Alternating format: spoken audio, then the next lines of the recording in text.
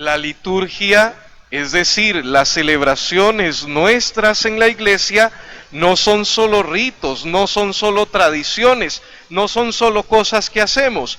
Hay un hondo sentido espiritual, doble. Primero, unirnos con Dios y entre nosotros. Eso es quizá lo más sublime y lo más grande de toda acción litúrgica en la vida de la iglesia. Alcanzamos la unión con Dios, Dios se abaja hasta nosotros en la palabra de Dios, en el sacramento del altar, y nosotros, por este abajamiento de Dios, somos elevados hacia Él. Dios se une a nosotros y en esta unión espiritual nosotros podemos unirnos con Dios. Cada vez que celebramos un sacramento, cada vez que vivimos la Eucaristía o que asistimos a misa, colaboramos con la acción unificadora de Dios con nosotros y entre nosotros. Dicho de manera diferente, la Eucaristía hace posible nuestra comunión, nuestra unión. La Eucaristía y los sacramentos de la Iglesia hacen posible que poco a poco vayamos teniendo una vida bonita. ¿Por qué?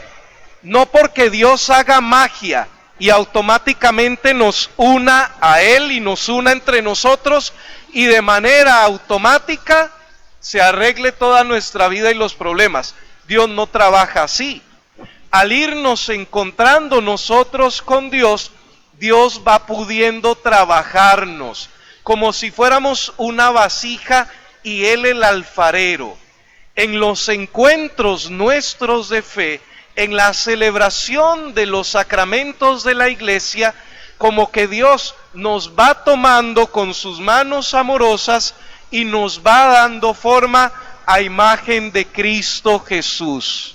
Lo dice San Pablo, hasta que alcancemos la imagen del hombre perfecto. Y el hombre perfecto es Cristo. La Eucaristía y las celebraciones de la iglesia, los sacramentos, es decir, la confesión, la unción de los enfermos, el matrimonio, la unción, etcétera, etcétera, tienen ese efecto en nuestra vida espiritual. Nos van uniendo entre nosotros y nos unen con Dios, primero. Y segundo, nos van permitiendo conocer cómo es Dios, cómo piensa Dios, cómo siente Dios, cómo actúa Dios con nosotros. Vamos aprendiendo de Dios. Es como que venimos a una escuela espiritual de fe. Por eso, como en toda escuela o en todo estudio, uno va aprendiendo cosas, no solo con la mente, sino también porque son cosas de fe, no son solo cosas intelectuales, las vamos aprendiendo también con el corazón. Por ejemplo, en esta semana 23 de nuestro tiempo ordinario, vamos avanzando espiritualmente un paso más.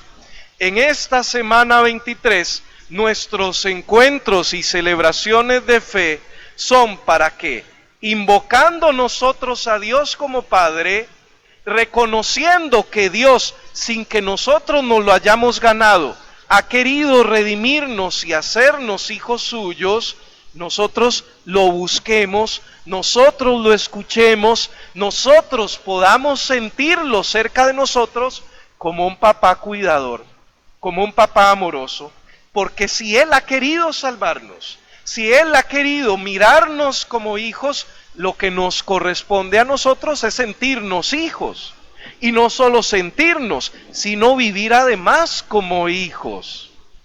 En esta semana 23, en las misas ordinarias de color litúrgico verde, le pedimos a Dios que nos ayude a crecer en nuestra conciencia de hijos suyos. Y si somos hijos, somos hermanos. Y le pedimos además una segunda cosa: concédenos la libertad verdadera y la herencia eterna.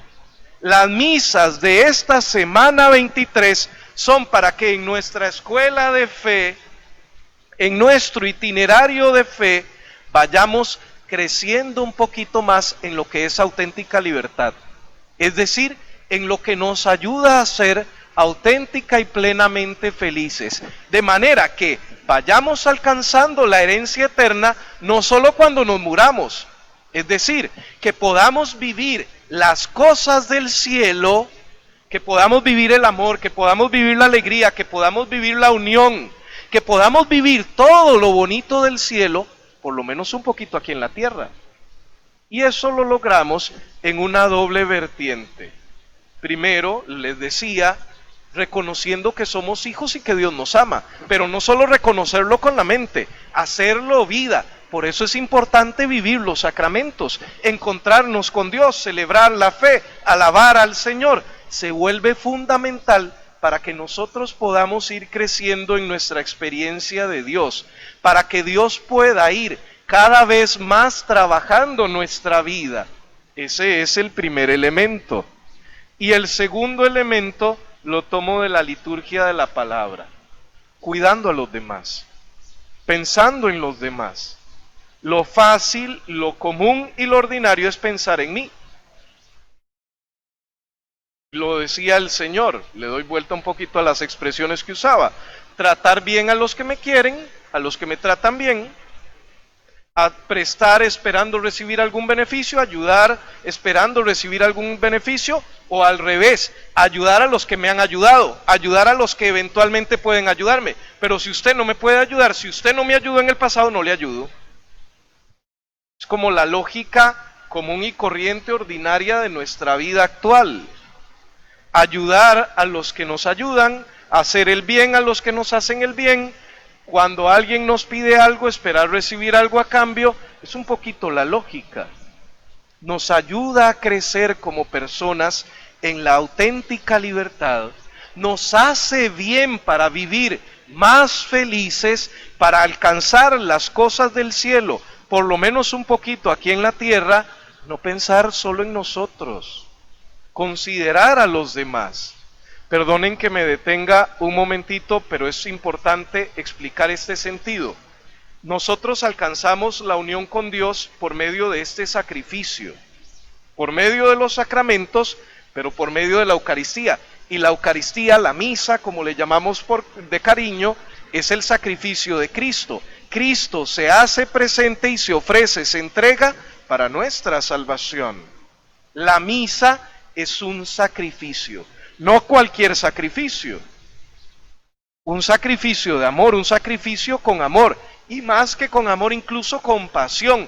Dios se siente apasionado por la humanidad, herida por el pecado, y se entrega por nosotros.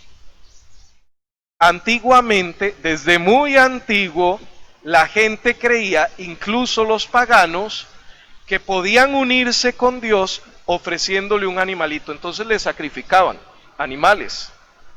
Ellos creían que al sacrificar y ofrecer ese animalito a Dios, o al Dios que fuera, el Dios recibía esa ofrenda y los aceptaba, los acogía espiritualmente y ellos podían unirse a Dios.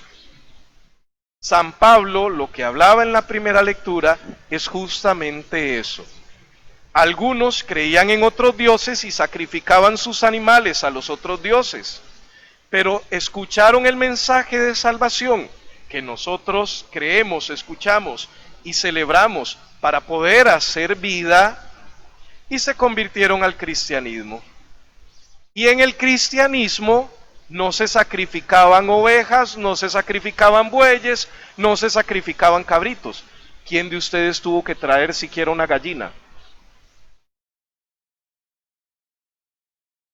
Gracias a Dios, no. Yo medio la sé matar y pelar, pero después de ahí, nada. Y no sé el padre Gerardo, pero o andará por ahí o menos. ¿Qué hacemos nosotros con un montón de gallinas? Imagínense que cada uno de ustedes trajera por lo menos una gallina. Creo que 3 días después ya perdería la paciencia. No hemos tenido que traer ningún animal, no ofrecemos ningún sacrificio de animales. Pero en las otras religiones sí se hacía antiguamente. Entonces, cuando esa gente que venía al cristianismo de otras religiones se encontraba con que no se sacrificaban animales a los ídolos, a los falsos dioses, se cuestionaba, lo asimilaba. Pero entonces, dice San Pablo, sabemos que los ídolos son falsos, que solo hay un único Dios. Entonces, no es pecado que yo coma algo que se ha sacrificado a tal diosesillo, por ejemplo, Astarte, creo que era la diosa de los fenicios. Si yo como algo sacrificado, un animal sacrificado a esta diosesilla, a esta ídolo, no estoy uniéndome con ella, porque ella no existe, solo existe un único Dios. Entonces, no es pecado que yo me coma la carne que le han sacrificado a ella, porque algo se lo dejaban y algo iba para el mercado. Cuando el animal era muy grande, imagínense, no se dejaban todos los sacerdotes o en el templo del dios o de la diosa esa, algo lo mandaban al mercado. Y entonces, gente, dice San Pablo, y me encantó, nunca había caído en este detalle, porque lo repite y lo repite y lo repite y lo repite y lo repite. Gente con conciencia poco formada, gente que no había crecido en la libertad verdadera y la herencia eterna, decía, pero si yo como esa carne sacrificada a los ídolos, estoy pecando porque estoy cayendo en idolatría. Y San Pablo dice, sabemos que no, porque esos no son ídolos, no existen en realidad. Pero si yo, al comer en mi conciencia formada, al comer esa carne, doy ocasión de escándalo, hago que hablen de mí, entonces mejor no como.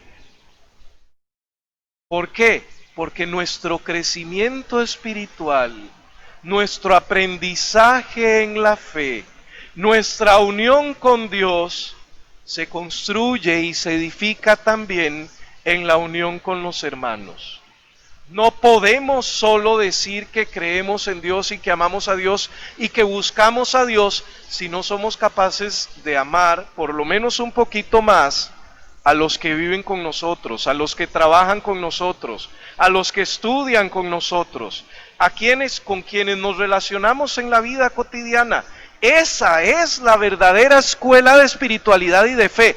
Aquí venimos a aprender, aquí venimos a alimentarnos para ponerlo en práctica en el amor.